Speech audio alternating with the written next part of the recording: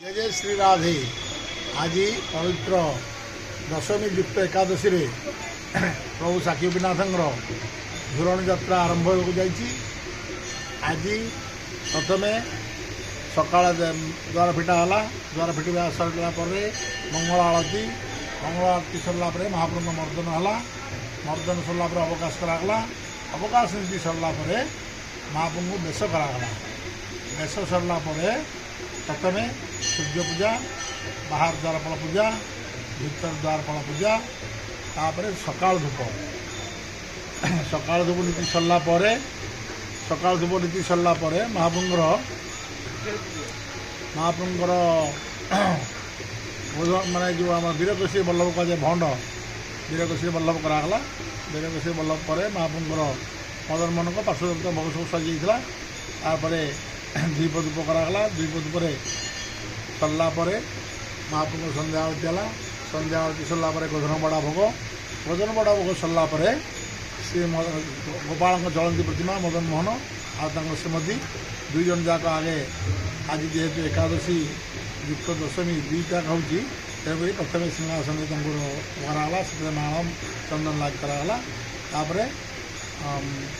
छती सामुखुंडिया सिंगारी आमर मसाल साबु मसाल समस्ते महाप्रभु कुंज को विजय करने को निगला। जेहेतु आज एकादशी महाप्रभु राधाराणी से छड़ा माँ श्रीमती आउे प्रभु एकादशी बेढ़ा करागला। एकादशी बेढ़ा सरिक आसला दुई जन जाक एकाठी झोल कुंज को विजय कले। झोल कुंज बर्तमान महाप्रभुर चली झोलन चली।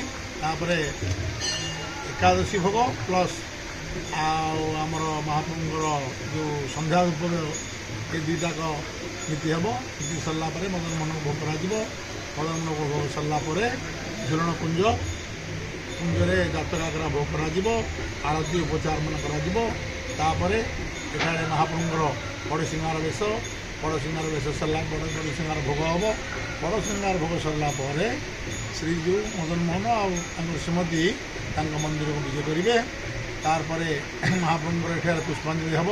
पुष्पांजलि सरला आरती मान कर गोपाल पौड़ नीति समापन कर प्रतिवर्ष झुलन आम बहु आडम्बर करवर्ष आम आम ट्रस्ट पास करवर्ष गोटे नूतन कथा बाहर कुंज जहाँकि बहुत दिन है भांगी जाइला एथरक पुनरुद्धार कर संपूर्ण रूपे नूतन भाव में यहाँ सहित आलोक सजा को आम गुरुत्व देचु। सहित एथरक नूतन भाव में बहुत किसी फूल चढ़ई माकड़ एम भी आम पशुपक्षी सब भर्ती कर सहित आम जो भेष आम गोपाल जी पाखे प्रतिवर्ष हए से भेष किसी समय हए ताहा लोक सब लोक देखिपारती से भेष को आम वर्ष स्वतंत्र भाव में से भेष को सजाइचु। जमी श्रीमंदिर हए आमर ए वर्ष गोपाल जी मंदिर में यह आरंभ कर भेष गुड़िक है आमर कालिया दलन आमर गजोद्धारण आमर वस्त्र चोरी बेश ये बेश जहाँकि शह शह लोक आसी देखुं और बहुत आनंदित होती आम समस्त अनुरोध करुँ समस्ते आसी ये देखु बेश देखु झुलन देखु और अनुभव करूँ भगवान गोपाल जी आशीर्वाद नि।